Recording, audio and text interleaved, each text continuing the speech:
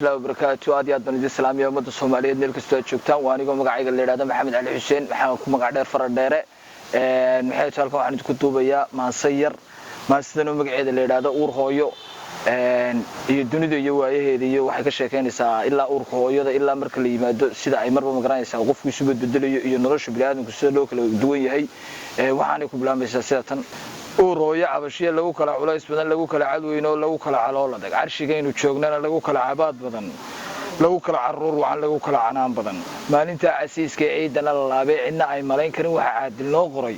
lagu kala cadaab badan lagu kala casuun badan jannadii cudooneed waqtiguna nin ceebliye nin ciseeyay waayo waxa ciilay ruux kale midna waa u caado ilaa waa u ciido wuxuu kuba uriyaan shaacugashada u diidaa ruux calaf ku saacidin ninka cayda maantana culki waa nin maal loo samir baa u ciidana cawdana la joogo la ciyaaro jaandheer cududiisa il wax laba jooga cayli anna maan calaalin isla markaan tagay cakuweyda maan oo caadada xumaantiyo maan baran waxaasiya imrigay inta jiray dhaqankiisa cibaadada wali duni ma caashaqan wax nacaybka curiyo la cadoon xumaantiyo la walaalo cawshiya xayawaanka ciil qaba kii cuna tadkiisii in calaashta mooyee aan aqoonin caydiyan cawaaqib u helay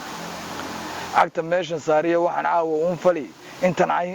ayn la sii noqon waxaan aan ku sii noqon caadilka ogsoono waxaan culi waxaan falo imrigay intaan jiro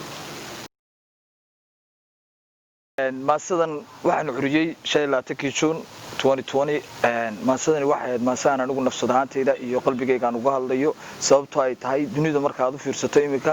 qof waliba waa gaar uurka hooyadu ma lagu kala bartaa wax walba waxaad arkaysaa uurka hooyada dad calool adag oo hooyadu ay oranayso hebel waa calooladka markii aan dhalay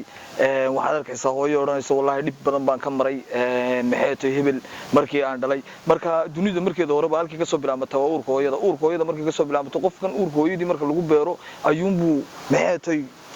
wixii uu nolosha britol uu sameyn lahaana halkaas uu kala yimaadaa sababtoo ay tahay marka maasadan waa maasaaniga sayda iga timi waa maasaan ugu talagalay inaan maxay bal anigu aan nafsadaantayda kaga hadlo iyo maxay aan kaga hadlo de waayaha iyo waqtiga dunida marka waa sida maasadani waxaana la yiraahdaa maasadan uur hooyo